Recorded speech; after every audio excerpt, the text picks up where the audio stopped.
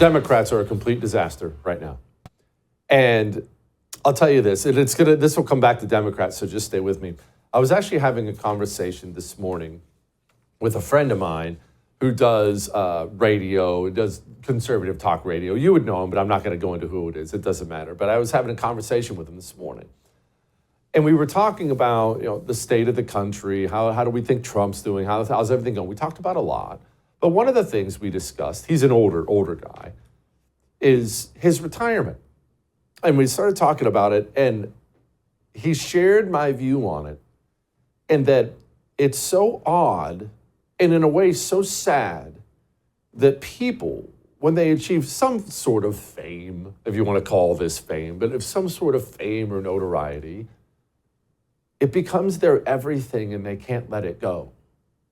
And you see these people all over the television, all over the radio, old, done, but they just don't have anything else in life but fame, and they just never retire. They die on the air. It's sad. And I thought about that when I saw the story from the Bidens over the weekend. The word is out now that the Bidens, Joe and Jill, are thinking about making a political comeback.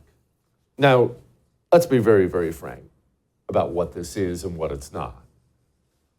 This isn't really the Bidens, as I just said. This is Jill Biden. We got leak after leak after leak of Joe Biden's performance over the 4 years of his presidency. And since he's been gone in the past couple months, those leaks have started to pick up steam about the fact that Joe Biden is not a functional adult and has not been one for years. Joe Biden, and I don't know what it is, dementia, Alzheimer's, just senile, just old. I don't know what it is, but Joe Biden is a shell of what he used to be. He can't think, he can't walk, he can't talk. He doesn't really know where he is half the time. Remember the reports we got where he would meet people he'd known forever and didn't even know their names? He was signing executive orders, didn't know where they were. Joe Biden doesn't want to come back to politics. Joe Biden doesn't remember what he had for breakfast this morning. Who does want to come back to politics? The lady who was leading cabinet meetings. This is the first time Jill has joined us, and it goes to show how important the issue is, which she's about to speak to the both of us. Today, at the top of our meeting, Jill's going to give an update on the House initiative, White House initiative, to fundamentally change the approach and the fund, and how we approach and fund women's health services. So I'd like to turn it over to Jill and for any comments she has, and it's all yours, kid. Thank you. Sometimes the White House surprises you. When Joe became president, I knew I wanted to keep shining a light on the issues that I'd worked on for so many years. The first lady leading a cabinet meeting? When he became president, I knew that I had issues and I was going to get those things done. Jill Biden is an evil person. Joe Biden doesn't want to come back to politics. Jill Biden wants to come back to politics.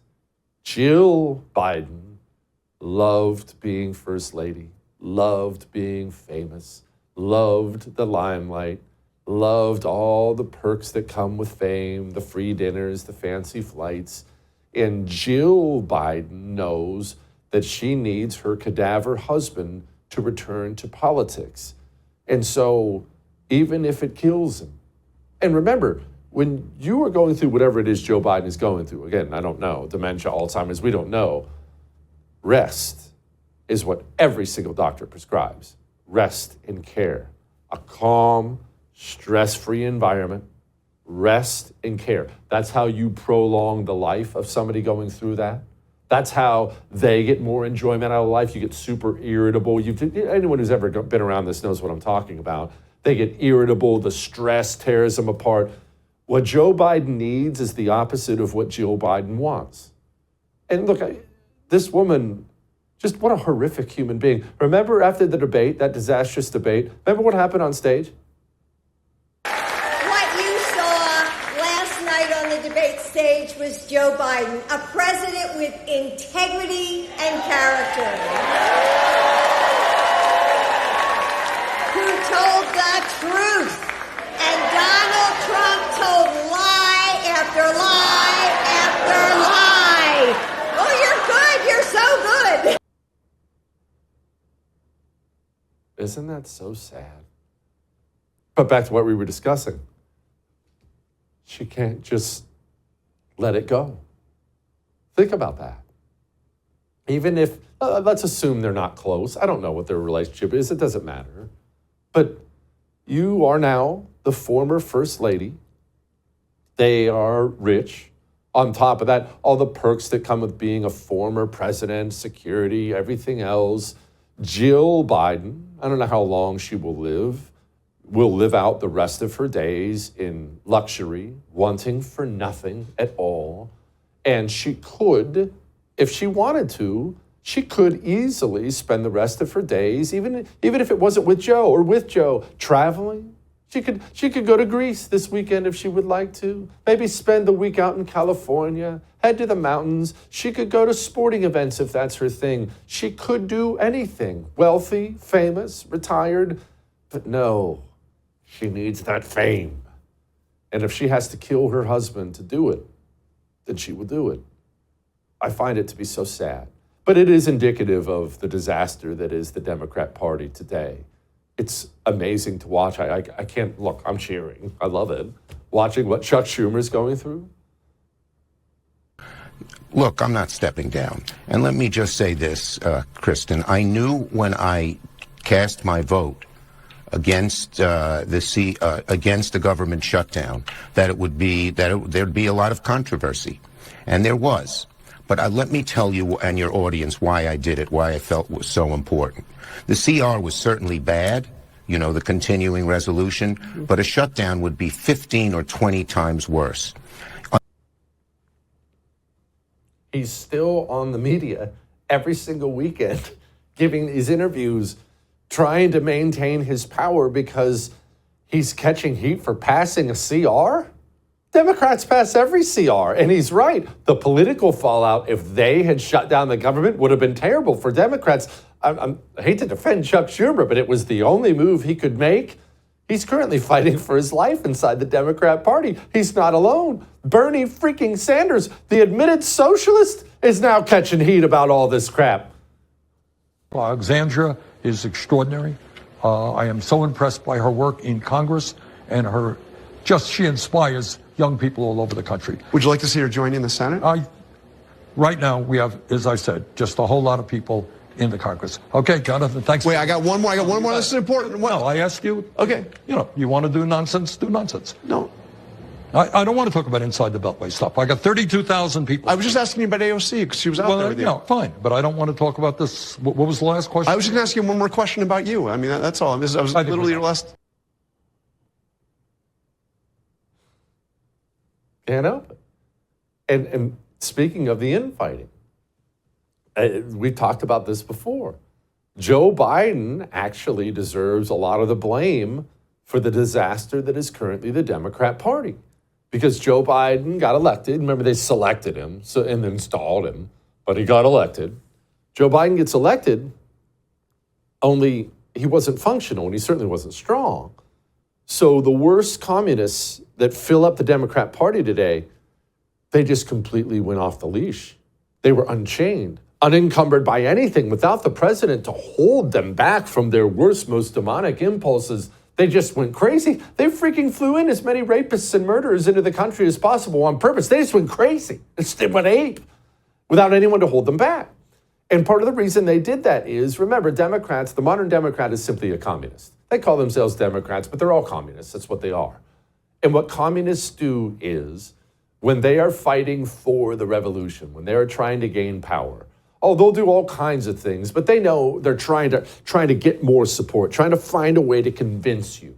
But then the second they gain power, the second they actually achieve that power, now they turn like that and they just start ordering people to do things. I'll force you to do this. I'll force you to do that. You will wear the mask. You will acknowledge that there are multiple genders. You will. They couldn't help themselves. They turned into these raging communists. They went right from the convincing phase to the forcing phase because they had complete cultural power. They had the presidency. They had every single institution. Only now They were rejected by the American people. They're even being run out of so many parts of our culture now. Now, they can't seem to switch back. So you still have the AOCs of the world out there talking like this. This isn't just about Republicans. We need a Democratic Party that fights harder for us too. I want you to look at every level of office around and support brawlers who fight, because those are the ones who can actually win against Republicans. They're just not fighting hard enough, you see. They're just not knocking enough people over the head. I think that you punch. I think you punch. I think you're okay with you okay with punching. You know, I think and I love Colin, and I think towards the end he started to punch a little harder.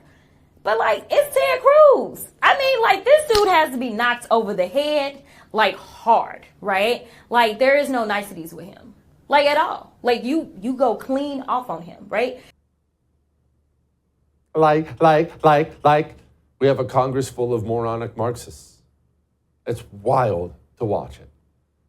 I, for one, am here for all of it. You have this moron Ellie Misto on MSNBC. You want to talk about moving right from the convincing phase to the forcing phase? He's talking about just eliminating voter registration. This will end well with swing voters. We could eliminate all voter registration laws. See, when Democrats get in charge, we try to protect voting rights. We don't make voting easier. We didn't have voter pre-registration in 1787. We didn't have voter pre-registration in 1821. We only started having voter registration, generally speaking, after the Civil War. Why do you think that is? It's because a bunch of freed African slaves were migrating up north, and all of a sudden New York was like, we need some registration up in here, right? A bunch of immigrants from Europe, mainly Ireland and Italy, were coming to New York. People were like, oh, we need some registration in here. If you're eligible to vote, you should be automatically registered to vote, and that is how they do it everywhere else but us. We have to expand voting rights so that the 90 million people that sat on the couch and sat out this last election between democracy and fascism, so that maybe they had a little bit of an easier time to get up off the couch and come participate in the democracy. Pretty honest about it. All that may have made you uncomfortable, but I am right. I would thank you for coming to my YouTube channel, but I know how brilliant it is, and I know you love it here. So subscribe and watch. We're going to start really ramping things up and putting some funny stuff, some interesting stuff out there, some collaborations. Either way, my YouTube channel is officially the place to be. So stick around.